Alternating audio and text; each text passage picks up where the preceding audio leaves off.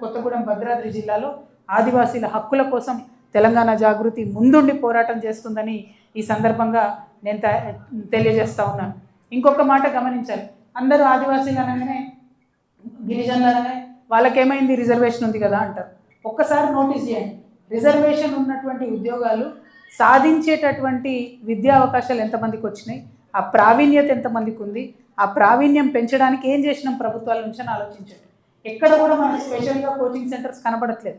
హైదరాబాద్లో ఒక్కటి పెట్టారు ఎస్టీస్కి సంబంధించి కోచింగ్ సెంటర్, కానీ ఎక్కడ కూడా ఏ జిల్లాలో కూడా ప్రత్యేకమైన కోచింగ్ సెంటర్లు పెట్టి గ్రూప్ 1లో, గ్రూప్ 2లో, గ్రూప్ 3, గ్రూప్ 4 మరి గిరిజనులను ఎక్కువ రావాలి, వాళ్ళకి రిజర్వేషన్ ఉంది, ఉన్నకాడికి నింపాలని ఎందుకు ప్రయత్నం జరగడం లేదు?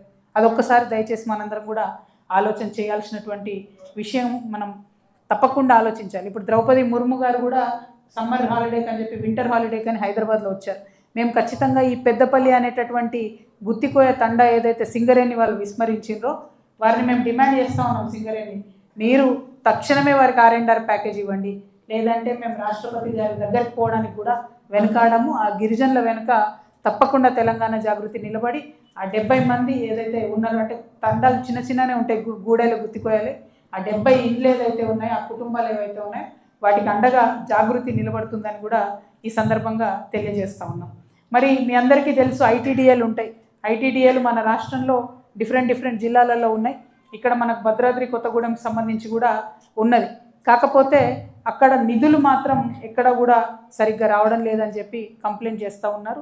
మరి నేను ఇవాళ ఒకటే మాట అడుగుతున్నాను, ఆదివాసీ గిరిజనులను మభ్యపెట్టేటటువంటి హామీలు ఇచ్చి రేవంత్ రెడ్డి గారు, సీతక్క గారు ఓట్లు వేయించుకున్నారు, అధికారంలోకి వచ్చిండ్రు కాంగ్రెస్ పార్టీ. ప్రతిదానికి అడిగిన దానికి కాని దానికి రేవంత్ రెడ్డి గారు ఏం చేస్తాడంటే, ఇగో నేను శ్వేతపత్రం ఇస్తున్నా అని ఇస్తాడు ఆయన.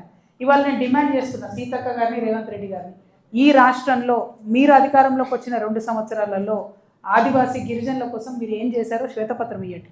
ఎంత డబ్బులు ఖర్చు పెట్టారో మీరు శ్వేతపత్రం ఇవ్వండి. నేను ఒప్పుకుంటాను, సమ్మక్క సారలమ్మ దగ్గర మీరు శాశ్వతంగా గద్దెలు కడుతున్నారు, మంచిదే. కానీ గద్దెలు కట్టడంతోనే రేపు పొద్దున కల్లా ఇండ్లలో మార్పు రాదు కదా. ఆ అమ్మవారి దైవాలు అందరం బాగుండాలని కోరుకోవాల్సిందే. కానీ శ్వేతపత్రం ఖచ్చితంగా ఇవ్వండి. ఎడ్యుకేషన్కి ఏం చేశారు మీరు గిరిజనులకి, ఎంప్లాయ్మెంట్కి ఏం చేశారు మీరు, ఎంపవర్మెంట్కి ఏం చేశారు? ఒక్కటంటే ఒక్క గిరిజన ఆదివాసీ బిడ్డను మీరు బిజినెస్ మెన్ని చేయగలిగినారా, నిలబెట్టగలిగినారా, ఒక్క పథకం తీసుకురాగలిగినారా? ఏం చేసిండ్రు మీరు? శ్వేతపత్రం ఇవ్వాలని చెప్పి నేను డిమాండ్ చేస్తూ ఉన్నాను. అదేవిధంగా సింగరేణి సంస్థ కూడా కొంచెం సానుకూలంగా గిరిజనుల పక్షాన ఆలోచన చేయాలని కూడా నేను డిమాండ్ చేస్తూ ఉన్నాను. ఇక మేము మొదలుపెట్టిన తర్వాత ఈ యాత్ర కొత్తగూడెం జిల్లాలో